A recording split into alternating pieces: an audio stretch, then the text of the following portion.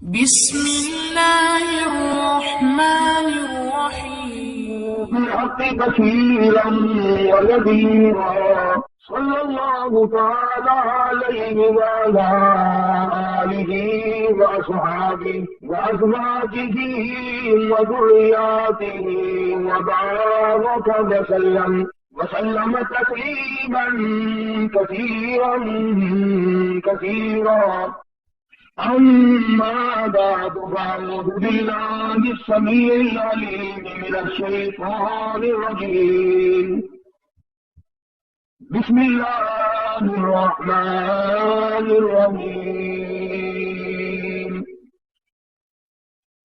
وما هذه الحياة الدنيا إلا لهو ولعب وإن الدار الآخرة لهي الحيوان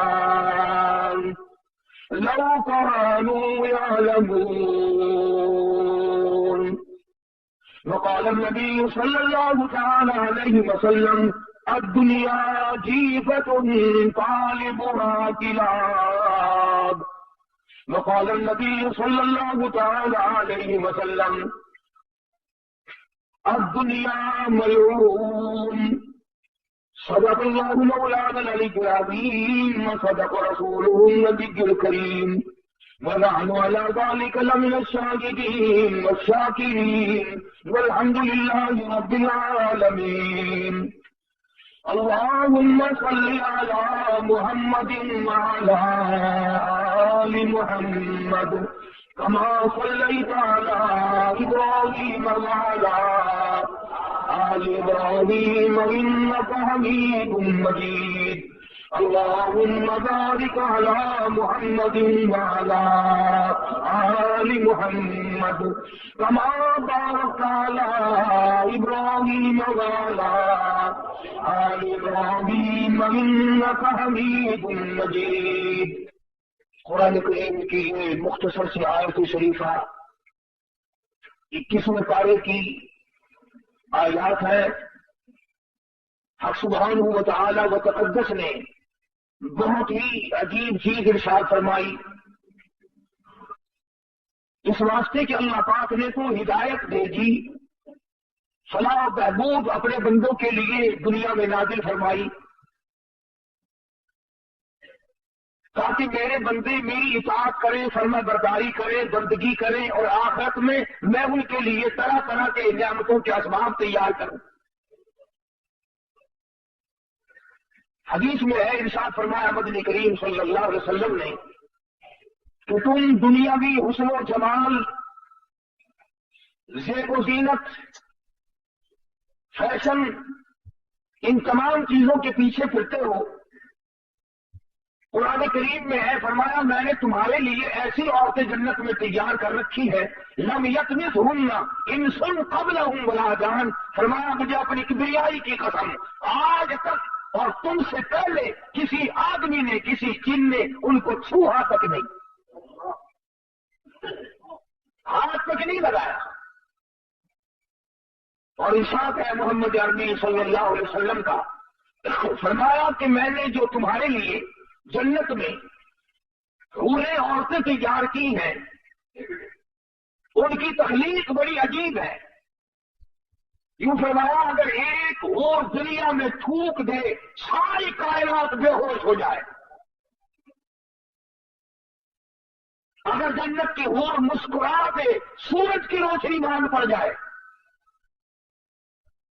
چاند کی روشنی گھٹ جائے. ارشاد ہے حضور کریم صلی اللہ علیہ وسلم کا کہ ان کے جوتے کی تسمہ جو ہے وہ بھی تصویر بیان کرتا ہے.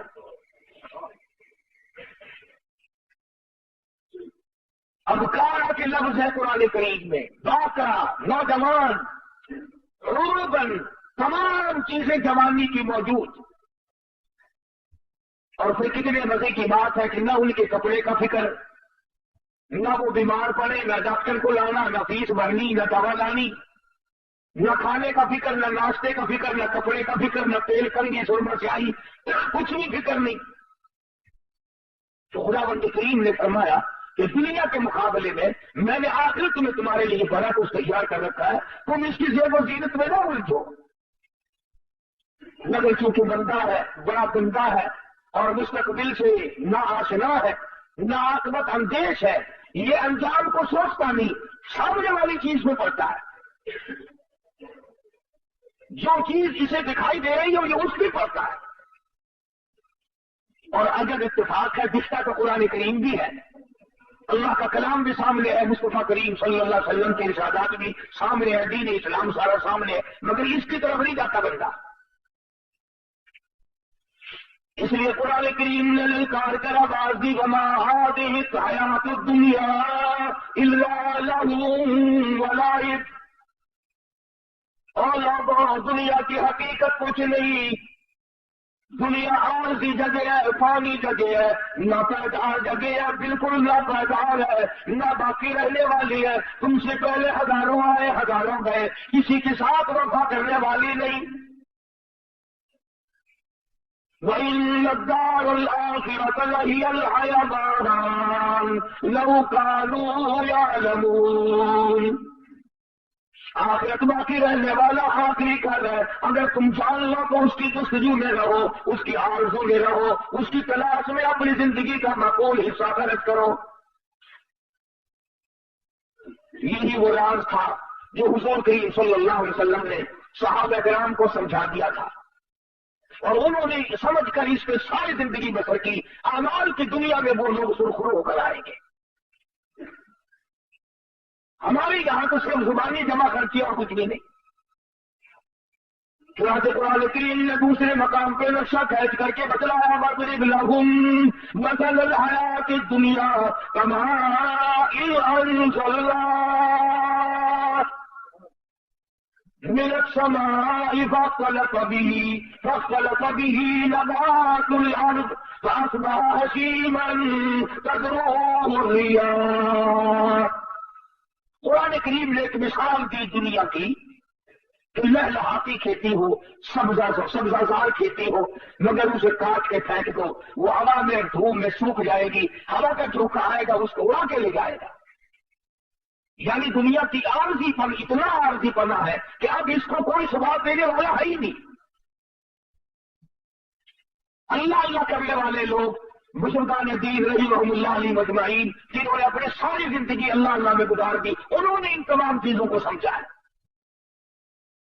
سنا کہ وہ مکان، وہ دکان، وہ لمبے چوڑی بلڈنگوں کے پیچھے کبھی نہیں پڑتے، بلکہ ان کا تو کہنا یہ ہے، اللہ والے کہتے ہیں کہ ہر دن کو اپنے لیے آخری دن سمجھو۔ جب دن نکلے تو یہ خیال کرو کہ میرا یہ آخری دن ہے، کل کس کو آئے گی، اور فرمایا ہر رات کو آخری رات سمجھو۔ اور اگر دل اس پر جمتا نہیں، یقین نہیں کرتا، تو جو اماں فوت ہو گئی اسے یاد کر وہ کہاں گئی، جو ابا رخصت ہو گیا اسے یاد کر وہ کہاں گیا، گھر والی دنیا سے رخصت ہو گئی اسے یاد کر ساری زندگی کی رفیقہ حیات کس طرح پلہ جھاڑ کے چلی گئی۔ اگر وہ سب جا سکتے ہیں تو میرا تیرا یہ ٹھکانہ کیسے بن جائے گا؟ صبح نہیں شام، شام نہیں صبح، آج نہیں تو کل، یہ کام تو بھائی جان بننا ہی بننا ہے۔ قرآن کریم نے اسی لیے بار بار ہمارا آپس میں دوڑ لگی ہے مکانوں کی، آپس میں دوڑ لگی ہے دولت اکٹھا کرنے کی، دوڑ لگی ہوئی ہے مکان بڑے سے بڑے بنانے کی، بڑی سے بڑے گھر میں شادی کرنے کی، اور یہ دوڑ آج تک نہیں لوگوں نے لگائی کہ میں کروڑوں سال قبر کی زندگی جو بسر کروں گا اس کا میرے پاس کیا انتظام ہے۔ سامنے والی زمین ہو، سورج آسمان سے نکل کر سر پہ آ کے کھڑا ہو جائے، اس وقت کے بچاؤ کی کیا صورت ہے؟ ایک بات یاد دلاؤں جو قرآن کریم آپ کو یاد دلانا چاہتا ہے، یہ جو دل میں ہے نا، وہ جی ہم تو حضور کریم صلی اللہ علیہ وسلم کی امتی ہیں، سبحان اللہ سبحان اللہ، اتنے بڑے نبی کی امتیوں کو جہنم میں کون جانے دے گا بھائی؟ میں تجھے بتلاؤں غلام ہے مدنی کریم صلی اللہ تعالی علیہ وسلم کا، سامان بھی حضور کا، غلام بھی حضور کا، چاچی بھی حضور کی، غلام بھی سرکار مدینہ صلی اللہ علیہ وسلم کا ہے، سامان بھی حضور کریم صلی اللہ علیہ وسلم کا ہے، اونٹنی اور ڈاچی بھی حضور کی ہے۔ سامان درست کر رہا تھا، سامان لاد رہا تھا، سامان ٹھیک کر رہا تھا، دشمن کی طرف سے تیر آیا، اس کے سینے میں لگا، وہ فوراً اسی وقت بیچارہ رخصت ہو گیا۔ صحابہ دوڑے، جنتی جنتی جنتی، غلام ہے کالی کملی والے کا،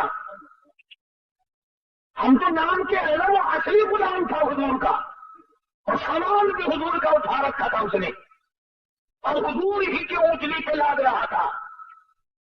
اندازہ لگا غلام بھی کالی کملی والے کا ہو، سامان بھی حضور کا، لاچی بھی حضور کی ہو۔ صحابہ کہتے ہیں جنتی جنتی جنتی، آپ تشریف لے آئے، فرمایا ہوا فی النار،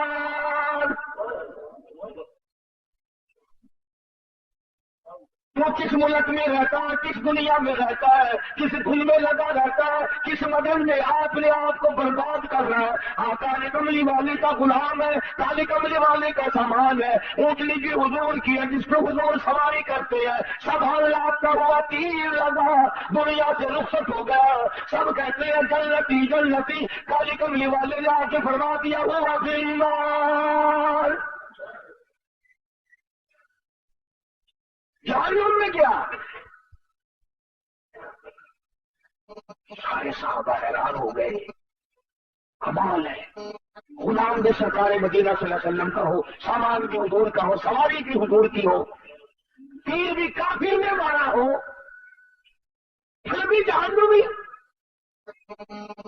آپ مدنی کریم صلی اللہ تعالیٰ علیہ وسلم کے ارشاد کا ترجمہ سن اور ذرا اپنے گریبان میں جھانکے، اپنے آپ سے پوچھے میرا تیرا کیا حال ہے؟ حضور کریم صلی اللہ علیہ وسلم نے فرمایا اس نے مال غنیمت میں سے جو ابھی تقسیم نہیں ہوا ہوگا، اس نے ایک چادر اٹھا لی ہوگی، میں دیکھ رہا ہوں اس وقت آگ کی بن کر سارے بدن سے لپٹ گئی۔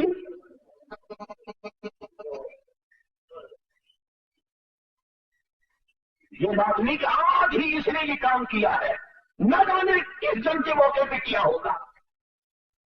یہ ضرورت ہوگی غنیمت کا مال جو کافر چھوڑ کے جہاد میں جنگ میں بھاگا کرتے تھے، اسے اکٹھا کر کے حضور کریم صلی اللہ علیہ وسلم کے سامنے لایا جاتا تھا، اور پھر وہ حصے کے مطابق تقسیم ہوا کرتا تھا۔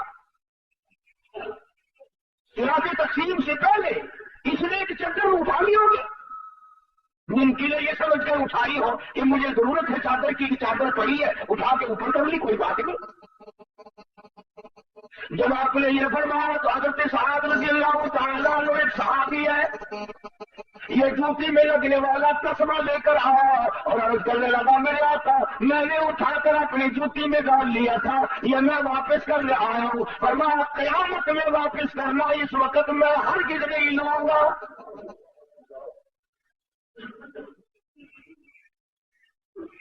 یہ جو ہم رات دن دغا بازی، فریب بازی، جھوٹ بولنا، بدماشی کرنا اور اپنے آپ کو نئے لاڈ بنانے کی جو فکر لگی ہوئی ہے، اس کا ذرا انجام تو دیکھنا، بنے گا کیا؟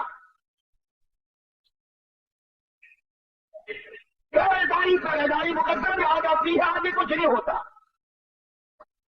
اور وہ کتنی ملعون شے ہوگی جس کے بارے میں خود ارشاد ہے مدنی کریم صلی اللہ علیہ وسلم کا، فرمایا اب دنیا جیفتن طالبها کلاب، فرمایا دنیا مردود ہے، دنیا طلب کرنے والا کتے کی طرح ہے۔ یہ کیوں فرمایا آپ نے کہ کتے کی طرح؟ جانور اور بھی تو تھے، اور جانوروں کی مثال نہیں دی اور جانوروں کے بارے میں کچھ نہیں بتلایا، کیا بات ہے کتے کے بارے میں کیوں فرمایا؟ علماء کرام نے کتے کی کئی خصلتیں لکھی ہیں۔ پہلی خصلت تو یہ لکھی ہے کہ یہ جو کتا ہے مالک کا بھی وفادار ہے، مکان والے کا وفادار ہے، پالنے والے کا وفادار ہے، جو ہم کھلائے پلائے اس کا وفادار ہے، اپنی برادری کا بڑا غدار ہے۔ کتے کو دیکھ کر کتا بڑا جلدی گھلاتا اور بھونکتا ہے۔ وہ ایک بات بھی ہے، لطیفہ بھی ہے، کہتے ہیں کہ ایک دن کتا لاہور میں کتوں نے دیکھا کہ نیا ہے، انہوں نے کہا کہ تو کہاں سے آیا؟ کہ دلی سے۔ کہ کم چلا تھا کہ صبح ہی؟ انہوں نے کہا جھوٹ نہ بول، دل کے دل کیسے آ گیا؟ وہ کہنے لگا میں اپنی مرضی سے تھوڑی آیا ہوں، 10-20 میل تک جہاں پہ گزرانا وہ کتے میرے پیچھے لگے، برادری کی مہربانی سے آیا ہوں، میرے پیر ہی نہیں لگنے دیے کسی نے، مجھے تو 20 میل پہنچا کے گئے۔ تو سب سے بڑی جو حضور کریم صلی اللہ علیہ وسلم نے جو فرمان کی اندر حکمت ہے، علماء نے لکھا ہے وہ یہ ہے کہ کتے کی یہ عادت ہے کہ اپنے کو دیکھ کر کے بھونکے گا اور غیر کو دیکھ کے جھکے گا۔ آج ہماری یہی عادت ہے، کافر کے مقابلے میں لے گا اور جھک جائے گا، یہودی کے مقابلے میں جھک جائے گا، عیسائی کے مقابلے میں جھک جائے گا، مشرک کے مقابلے میں جھک جائے گا، اپنے مسلمان کے سامنے ہر وقت اکڑا رہے گا۔ گویا وہی کتے والی خصلت آ گئی۔ اور دوسری خصلت علماء کرام نے لکھی ہے کہ کتے کی یہ عادت ہے، اسی لیے تو حضور نے ملعون فرمایا، دنیا کو طلب کرنے والے کو کتا فرمایا۔ مثلاً کسی کی گائے بھینس مر جائے، کتے کا اتنا بڑا پیٹ تو نہیں ہوتا کہ وہ ساری کھا جائے مردار، مگر بدبخت کی یہ عادت ہوتی ہے پیٹ بھر کے بھی وہیں بیٹھا رہے گا ساری رات، کوئی اور نہ آ کے کھا جائے، کوئی اور نہ آ کے کھا جائے، پہرا دیتا ہے مردار کا۔ اس لیے ارشاد فرمایا محمد عربی صلی اللہ علیہ وسلم نے کہ آج جس آدمی نے دنیا کو طلب کرنا شروع کر دیا، کتے والی خصلتیں ساری اس میں آ جائے گی۔ چنانچہ آج بڑے بڑے سرمایہ داروں کو دیکھو، جس کاروبار کا ان کو پتہ چلے گا نا اس میں اچھا پروفٹ ہے، اس میں اچھی کمائی ہے، اسی کے متعلق ساری رات سوچیں گے اور صبح جا کر کے دم لگائیں گے۔ قناعت نہیں رہتی، صبر نہیں رہتا، ضبط نہیں رہتا۔ میرے علم میں ہے ایسے ایسے لوگ کہ ایک لڑکا ہے اور دکانوں کی فکر پڑی ہوئی ہے آج کی، اور یہ بھی معلوم ہے کہ جھگڑے کا زمانہ ہے، اور یہ بھی پتا ہے کہ ملازم کما کے نہیں دیتے اس زمانے میں، تھوڑی بھی نیت نہیں بھرتی، پیٹ نہیں بھرتا، تسلی نہیں ہوتی، اطمینان نہیں ہوتا، سکون نہیں ہوتا، طبیعت میں یہ بات آنے کے لیے تیار نہیں کہ بس بہت ہے، اللہ اس کو اسی پر گزارا کر دے گا۔ تو دوسری خصلت کتے کی یہ فرمائی کہ وہ ساری رات بیٹھ کے پہرا دیتا ہے۔ اور تیسری خصلت کتے کے علماء کرام نے یہ لکھی کہ کتے کو پتا ہے کہ یہ مردار جو ہے میرے سے تو مہینہ بھی ختم نہیں ہوگا، اتنا بڑا مردار ہے، اتنی بڑی بھینس ہے، اتنی بڑی گائے ہے مردار کہ میرے سے مہینے میں ختم نہیں ہوگا، مگر پھر بھی جو بھی کتا ادھر کو آئے گا وہ کیا کر اس کو وہاں سے بنانے کی کوشش کرے گا تاکہ میں اکیلا کھاؤں، دوسرا نہ کھاوے۔ چنانچہ آج دنیا دار میں یہی خصلت ہوتی ہے، وہ یہ چاہتا ہے پوری دنیا مر جائے میں اکیلا زندہ رہوں، پوری دنیا بھوکی مرے میں پیٹ بھر کے کھاؤں، پوری دنیا ننگی پھرے میں کپڑوں میں رہوں، غرض کہ ساری دنیا میرے سامنے ذلیل ہو۔